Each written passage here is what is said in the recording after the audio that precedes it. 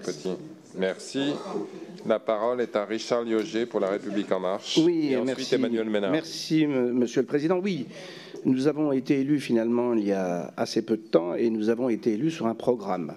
Et particulièrement, il y a un programme qui concerne le logement.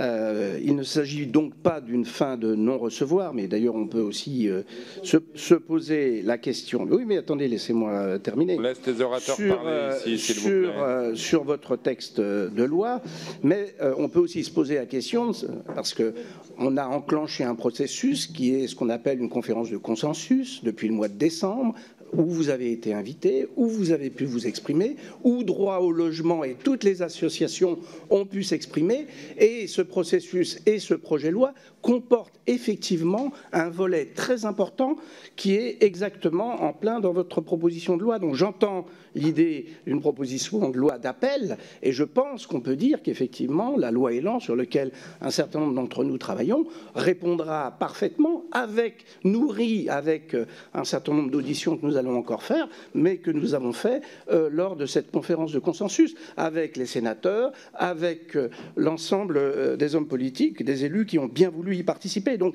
ce n'est pas une fin de non-recevoir, c'est bien effectivement l'intégration d'un certain nombre des éléments, excusez-moi de dire aussi, qui ont été bien complétés par l'ensemble des associations que j'ai citées, et qui nous permettra tous ensemble, à partir du mois de mars, puisque je crois que cette loi sera présentée aux alentours du 20 mars au Conseil des ministres, de débattre ici, et on aura, je pense, puisque cette loi risque d'avoir, aujourd'hui vous pouvez la voir d'ailleurs sur le site du Sénat, presque 70 articles, dont un article très très important sur les domaines que vous venez d'évoquer. Donc on est vraiment en phase. Je crois que c'est vous l'avez dit, une loi d'appel, enfin une manière de faire appel, et nous y répondrons. Et dernière chose par rapport à M. Jumel, je voudrais lui dire simplement que le gouvernement a octroyé 110 millions de plus à l'ANA pour justement intervenir fortement sur ces questions.